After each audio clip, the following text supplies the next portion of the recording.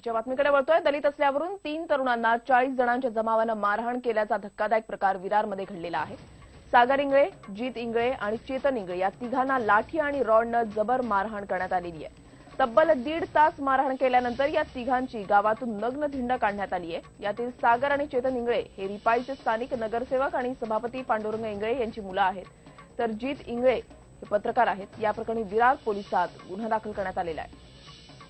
विरारमध्ये 3 तरुणांना मारहाण करण्यात आलेली आहे। दलित असल्यामुळे ही मारहाण केल्याचं बोललं जात आहे। भर रस्त्यामध्ये काठी आणि रॉडनं त्याला मारहाण करण्यात आली आणि त्यांची नग्न धिंड काढण्यात आलेली आहे। अत्यंत धक्कादायक प्रकार विरारमध्ये घडलेला आहे।